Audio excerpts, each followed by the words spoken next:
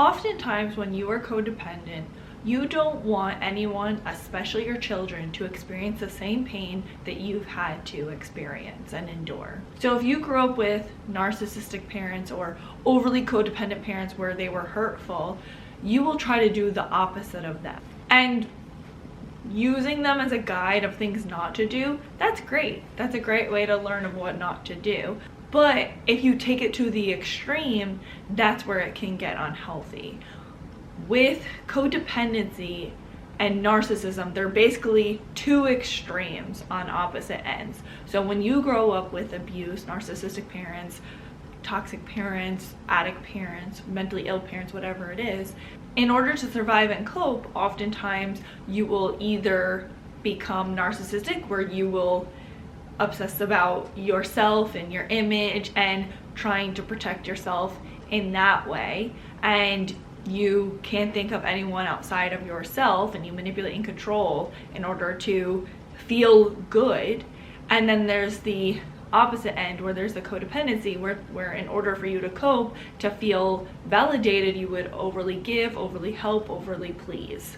And that's how codependency comes about when you grow up with narcissistic parents. With narcissism, you feel validated when you can use people as supply and you can manipulate and control. And with codependency, you feel validated when you can help, please, and give in some sort of way, and people accept you, or you feel accepted by others and they approve of you because you didn't receive that in your home. So because of this, you don't really learn how to have healthy relationships. You don't learn what a healthy mother-son, father-son, mother-daughter, father-daughter relationship should look like.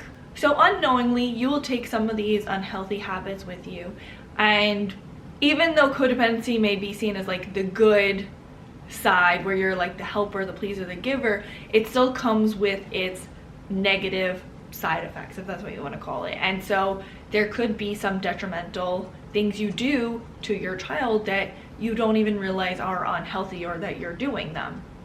And you can hurt your child unknowingly. When your intention is to help them and take care of them and love them, even though you have good intentions, it could be hurtful. So let's talk about some of those things today. But before we get into today's video, if you are new here, welcome. My name is Missy. I'm a life and relationship coach, and on this channel we get to the root of the issue and we learn how to heal and deal. So if that's your thing, go ahead and hit that subscribe button. I would love for you to be a part of the fam. And if you already are a subscriber, I really appreciate you so much. Also, if you are interested in any of my coaching services, I will leave it down in the link below, which you can go ahead and check out. Let's get into today's video. So some of these mistakes you want to keep note of, whether your parent did them to you or whether you were doing them to your child. So one of the first mistakes as a codependent you will make is that you will try to shield your child from any pain. Like I mentioned, when you are someone that goes through, when you are someone that's codependent, oftentimes you've been through a lot of pain yourself, and you want to shield obviously your child from experiencing any pain. So you will try to prevent them from feeling any type of hurt or pain. So you may not tell them certain things because you don't want it to hurt their feelings. You may try to prevent maybe other kids from hurting them. Maybe you'll be the person that will demand that your kid gets invited to sleepovers, or demand that your kid gets included, or paint things in a pretty picture and a pretty bow so that way it will never hurt them. You try to shield them from the truth or something that could hurt. Now obviously you don't want to deliberately hurt your child, but there's certain times when your child has to understand life sucks and there's disappointment, and they don't learn how to truly deal with this disappointment if you're always shielding them from it. In childhood, we learn our best lessons of what we can expect from life and how to deal with life based on what our parents teach us about how to deal with these problems. And so you are taking that experience away from your child by not allowing them to feel hurt or pain or understand the natural consequences of life. And in actuality, this causes narcissism, because what you're doing when you shield your child from pain is you're teaching them that the world revolves around them, everything will work out for them, it's always about them, there's no real consequences to their actions. They always expect things to go right, and so they always make it about them, and they don't understand that there's negative things that happen, and that's okay, and things can't always go their way. This is something I can attest to. When I was in my late teens, I had to take on and raise my younger sister. She was like 8, 9, no, what was she, 12? And so I had done this. I tried to shield her from pain. And then when bad things did happen, it was really hard for her to deal with it and to process it, and it hit her a lot harder because I took that experience from her, learning how to deal with pain. So instead, what you want to do is find a way where you can help your child process and deal with life's struggles, life's issues, the pain of the world. There's a healthy balance. Obviously, you don't have to be brutal and be unempathetic, but there's a healthy balance of knowing how to talk to your child about something that's hard, and then helping them process. Talk to them about how they feel and what's going on, and let them feel their emotions, and that it's okay to feel their emotions, and it's okay to accept disappointment, and that's part of life. Also, when you shield them from pain, you're setting them up for a disappointing life, because there's always life and there's always pain in life. So by showing them this pain, you are setting them up to live a more successful life. Doesn't mean that there's not going to be any problems or pain, but they're going to be more successful because they know how to process the pain and how to deal with it in a healthy way. The next one is that you don't show any emotion. And I definitely did this. I thought that you weren't supposed to show any emotion to a child, and that you should always, you know, be happy and be positive and not reveal anything negative. But that actually hurts your child, because children learn how to process their emotions through us, through an example of us, through mirroring us. And so when you don't show them how to deal with their emotions, they could feel deep shame for having any type of emotion, and they too may be like, oh, I'm always supposed to be happy and be positive and be okay, and I'm not allowed to have negative emotions because mommy and daddy don't have negative emotions, and they must be unnatural and normal for me to experience these feelings. This may be hard for you, especially if you're parentified and you had a parent that relied on you. You felt like you were your parent's therapist, so it may be hard for you to show those negative moments or any type of sadness, and it may make you really uncomfortable, but understand you're doing your child a disservice by not showing them these emotions, because they're not going to learn how to process, because negativity is a part of life. Sad feelings are a part of life. So instead, show that negative feelings are natural and they're okay to have them. When you deal with a problem or you're sad, don't try to hide it from them, because kids, they know. Kids are very intuitive, and they can sense when something's off or something's not right. They maybe don't talk to you about it, but they can't reason, or they don't have logic, so they're trying to create meaning out of it, and oftentimes they'll place it on themselves and be like, oh, mommy's sad or daddy's sad because I did something wrong, or I need to be better. So instead, when you're feeling sad, you can give them a shallow, surface level reasoning of why you're sad. Hey, mommy's sad today because she just had a little bit of a hard day, you know, especially depending on the age. So give them just a surface level answer, and so that way they can, 1, learn how to empathize with you, 2, learn that you are a human that has emotions, and 3, see, oh, you know, it's okay to have these emotions. And then they too learn how to process these emotions.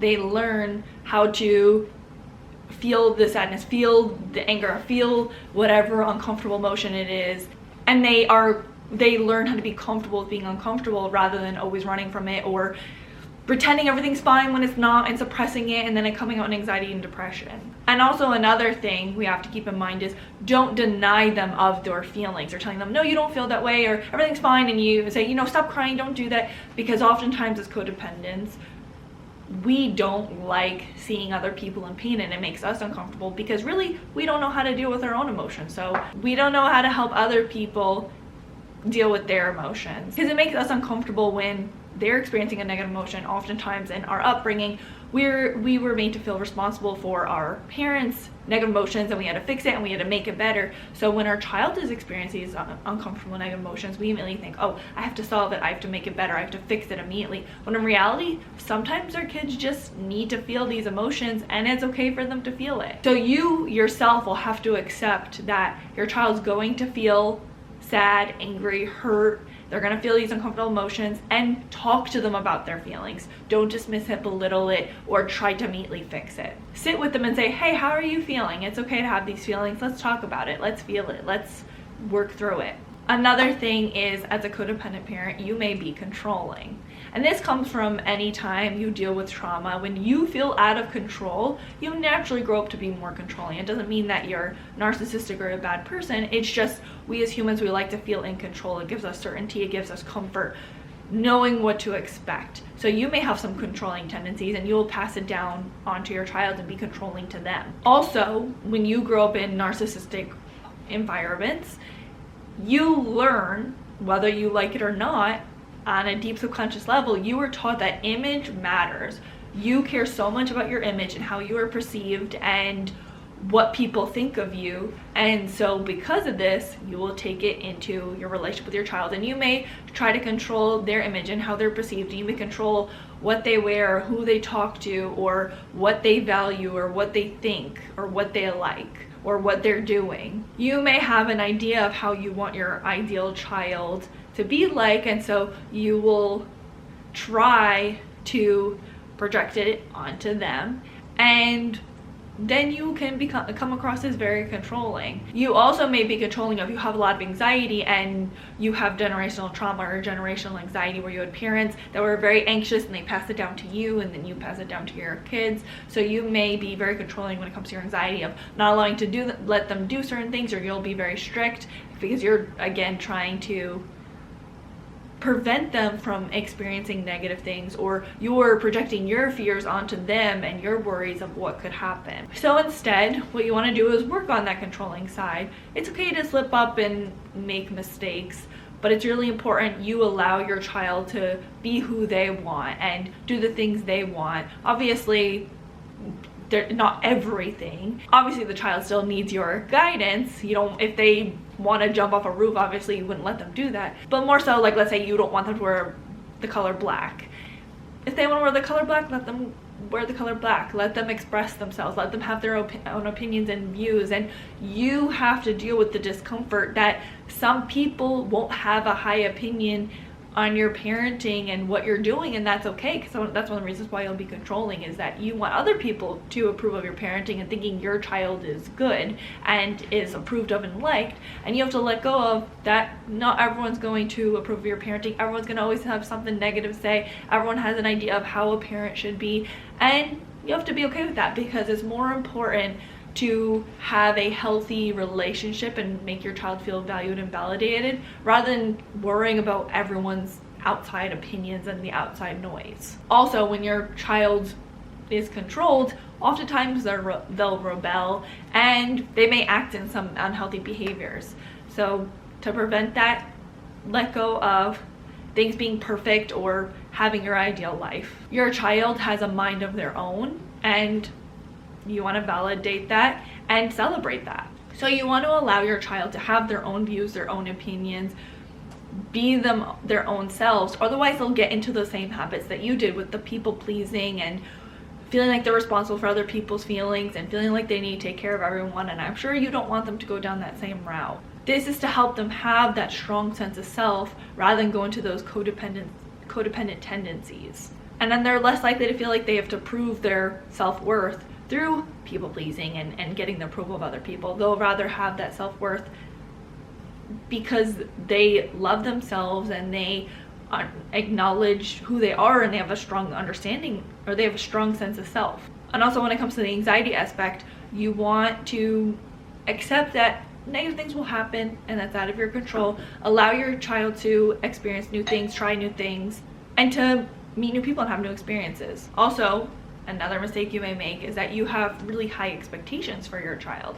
Now, it's normal to have some sort of expectations. We as humans always have expectations, but you may have very high expectations where you expect your child to be a star student, someone who gets A's, someone that is well liked, someone that does good things, someone that helps others, maybe similar things to you. And so because you have these high expectations, you may place a lot of importance on their grades or the result of what they're doing. And what the problem with that is that when you focus on the results, then your child will feel they're only worth what they do, not who they are. So it's really important that you give them credit and you praise them for their efforts or the work they put into things. Studies have shown that children do really well and they have higher self-esteem and higher confidence when we praise them for their efforts and say, wow, it looks like you put really hard work into that artwork and that's really awesome, I'm proud of you, rather than saying like, wow, that's so awesome, you're an exceptional artist. You're focusing more on what they're doing and the skills and their work they're putting into it, because then it will help them to want to work harder and continue those skills rather than the result, because then they're always going to be a perfectionist, always feel like they have to get a perfect result rather than the skill they're putting into it. The next mistake you may make is that you will give into guilt. So when you grow up in narcissistic home and unhealthy homes in general, you will experience false guilt, which is something I talk a lot on this channel. I don't say a lot, but I've talked about definitely on this channel, where basically you feel guilty for things that aren't actually wrong. It's more so they guilt you so that way they can control you, and it's easier to manipulate and control someone that feels like they're doing something wrong and their sense of self is stripped away rather than someone has a strong sense of self. So you will struggle a lot with false guilt. You will feel bad if you're hurting someone's feelings, if you have to say no. You will feel bad if someone is upset, and then you will give into that guilt feeling like, oh, I'm doing something wrong because their feelings are hurt or they're upset with me, so I have to do something about it. So with your child, because you are in charge of your child and you obviously have to have structure and boundaries and be the bad guy sometimes, when you do have structure and you set rules and you say no, your child will get upset, maybe freak out, and then you will go back on your word and you will go back on the rule or what you had originally said and then give into that child. The problem with that is then the child learns that they can manipulate you into doing what they want just based on getting upset or freaking out, and they don't have really any structure and there's no real security and safety, and so they're like, oh, I can kind of do whatever I want, I can get away with whatever I want as long as I make my parent feel guilty or I get upset with them. I'd say this is one of the biggest issues that a lot of people that have codependency and even narcissists also struggle with, some of this false guilt where they'll give in to their child if their child makes a big fuss, and so it teaches a lot of inconsistency, and then the child doesn't learn how to respect others or doesn't understand what the word no means, and they think that if someone says no to them then they can manipulate or they can change their mind by getting upset with them. So it's really important for you as the parent to not give into your false guilt, for you to have and set healthy boundaries with your child and stick by them and enforce them. Children need structure. They need discipline. It's necessary for them to have a healthy upbringing and for them to feel safe and secure. So it's really important when you say something, you follow through and you mean it. And with you, what you have to do with your false guilt is you have to ask yourself, do I feel like I'm doing something wrong, or am I worried about hurting my child's feelings? If you're worried more so about how your child feels, then it's important that you understand this is just false guilt, and it's really important that you follow through with what you said so your child learns how to respect no and respects healthy boundaries.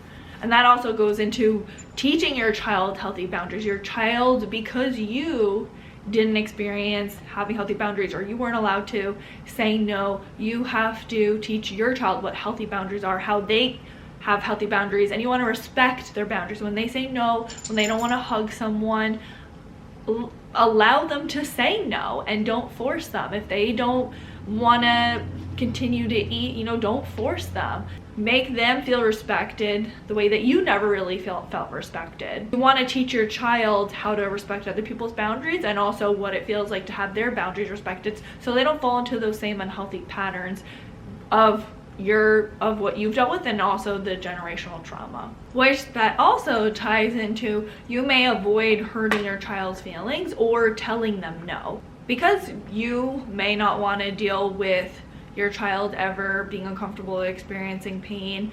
You may not say no to them.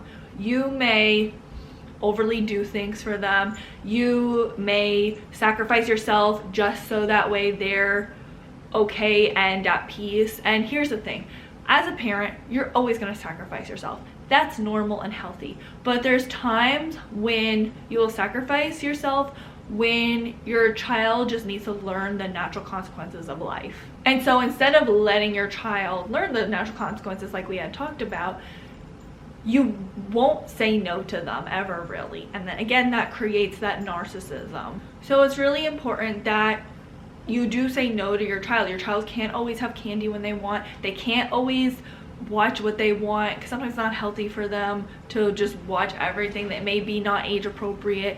They can't just do whatever they want. It could lead to them getting hurt. They can't just say whatever they want. Can they express themselves? 100%. But there's certain things, like you wouldn't allow them to scream nasty profanity in public.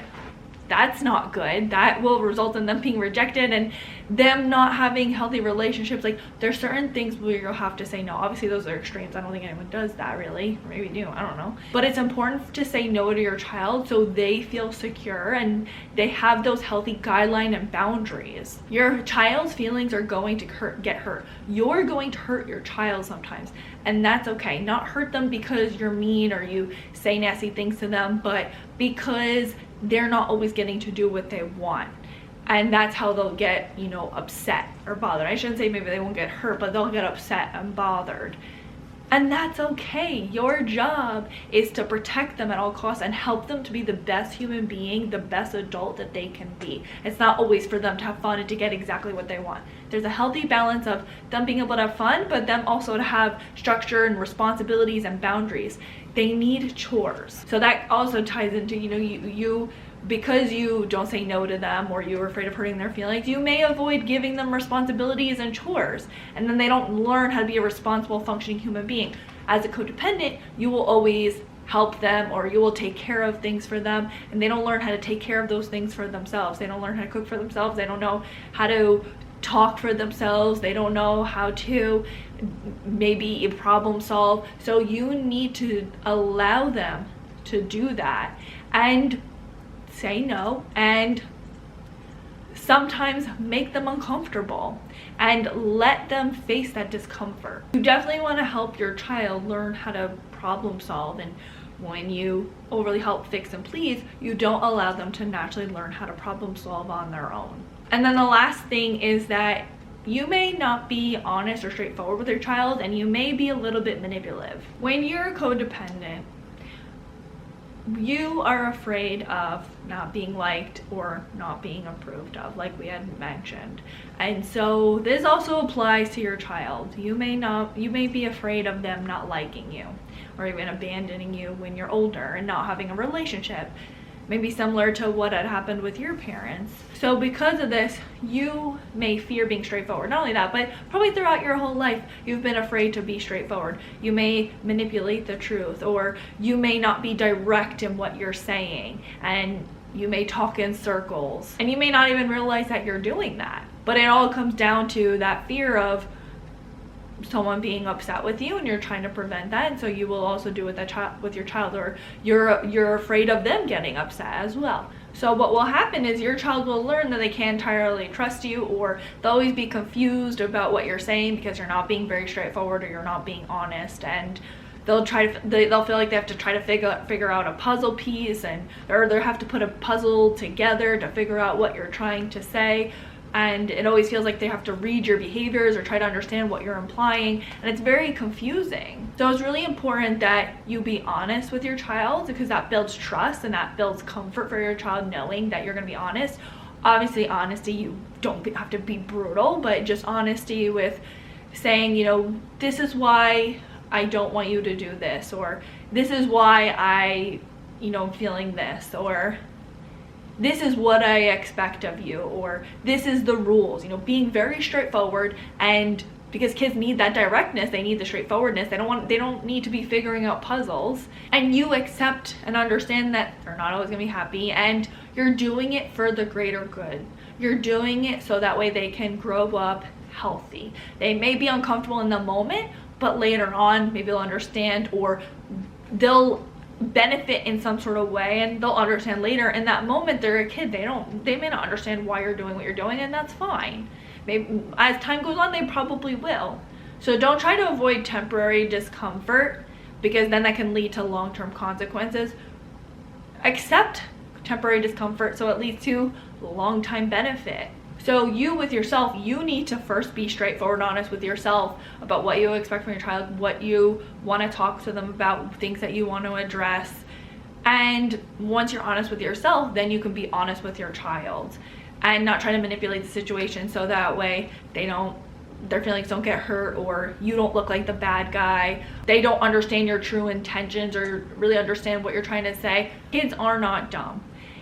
Treat them like little adults. Obviously not in the same way that you were treated. You obviously age appropriate. Kids want to feel like humans. In order to feel like a human, they deserve honesty, they deserve communication, and they deserve conversations. So just understand, this video is not to shame anyone or make anyone feel bad. This video is more so for us to understand, because I feel like this is not a topic that's talked a lot about, is just understanding as codependents the negatives that we could do unknowingly, unintentionally to our children, so we can break the cycle and be better parents, and we don't pass down our own codependent tendencies onto our children, and we could break that generational trauma and that generational abuse. So I hope this video helped. What do you guys think? Leave it all in the comments below, and please don't forget to like, comment, subscribe, and share with someone that you think may need it. Until next time, thanks for watching. Bye guys. Oh, this shirt just does not want to hold my girls. Oh my god, the garbage smells so bad, like diapers. Dirty diapers. I'm doing unboxing. These are my shoes. I'm so excited to try them on. Oh no, how does this work? Oh, my little piggy stuck. Oh yeah, to get in the shoes. Yeah. I love my shoes. Oh my god, I love shoes. Shoes. Put them both on. I gotta break them in. Who decides to get shoes 2 days before our bridal shower? Me. Oh my god, why is there so many dead people? Why is everyone dying? Other shoes. Shoes.